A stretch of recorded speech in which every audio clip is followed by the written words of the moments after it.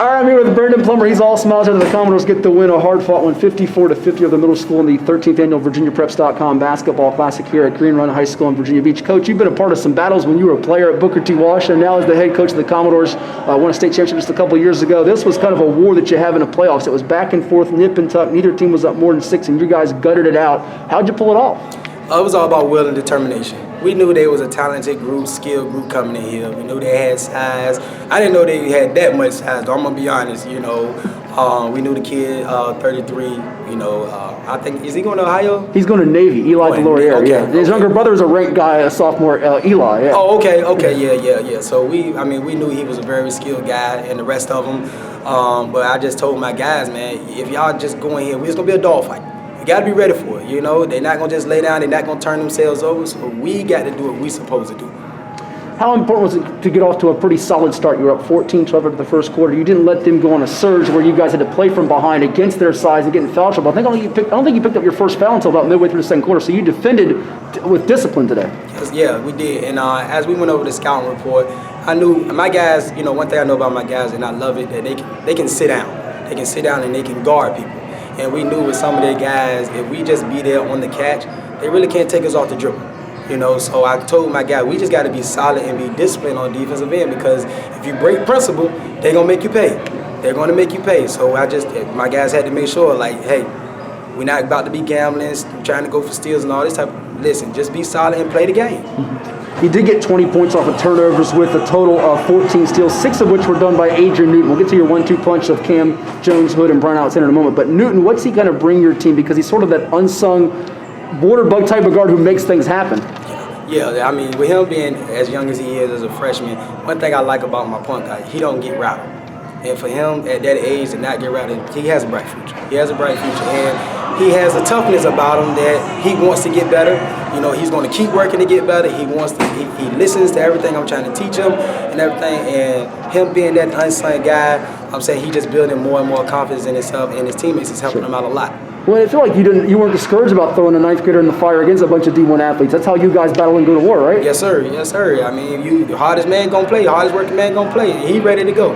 At one point in the second or third quarter, I think it was, you turned to Cam Jones and said, I need you to guard 33. And he's about 6'2", and that guy's 6'9", and he just did it without having to complain. Is that kind of the selflessness of this team, do whatever's asked to win, and that gets you a championship, hopefully? Yes, sir. Just lay it all on the line. If you play hard, we're going to see. One thing about it, we're trying to check your heart. Mm-hmm. We're going to see what type of really toughness you got. And 33, very good player.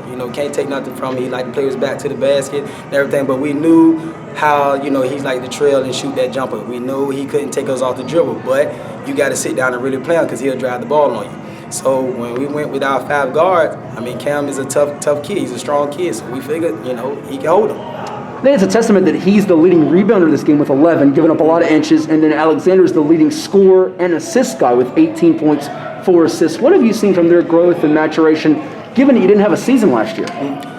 This group, they love to stay in the gym. One thing about they love to stay in the gym. It's hard for me to get them out, and they want to work. But it's just with this group, just learning how to play the game. And we spent a lot of time, even though you still can see some of the little careless errors that they make, that it should be an easy basketball play. Yeah. They don't have it at times, but so we just been teaching. We just teaching, player development, teaching every single day. If I got to keep going over something for 15 to 20 minutes, then that's what we're going to do, and then we'll get back to what we need to, but it's just a development, man. Last one, thank you for your time. It goes without saying, but I'll bring it up, that you won a state championship a few years ago, and that state player of the year ended up going to a private school. We don't see a lot of public versus private school matchups. This one had a little bit of extra meaning for you and your program, did it not? Yes, it did. It was personal for me. It was very personal for me. I didn't like what took place, and my kid, Clarence Rupert, hats off to him, and what he's doing in college, whatever, but it was very personal. So I really wanted to make this a statement game. I told my guys, I want this game. I don't really ask y'all for that, but this one here, I really want this game. The scouting report was down to the T, and I made sure of that. And lastly, what did you find out about your guys? You probably felt or knew coming in that you might have had the championship DNA or ingredients, but this is something you can certainly use as a springboard the rest of the district and playoff schedule? Yeah, for sure, because after we played last night, the game we played last night, I was not satisfied with how we played against Church. I was very upset with them, and I felt like my guys, y'all play hard against teams that is kind of talented. You know, every team that we play, y'all start off, keep your foot on the gas, you put your foot on the gas, and then when you feel like a team really can't play with us, then we try slacking off and doing other things we're not supposed to. So I put emphasis on, if you're not playing hard tonight or going forward, you're going to sit. 1 through 13, you're going to sit. I don't care. So you got to be cut towards the ball hard. You got to be sitting down playing D hard. No plays off. As soon as I see it, you coming up, and you're going to sit until you get yourself together. Commodores still unbeaten after a thriller. The super fan Daryl Holly's happy. Maury fans are happy. And thank you so much. Congrats on the win.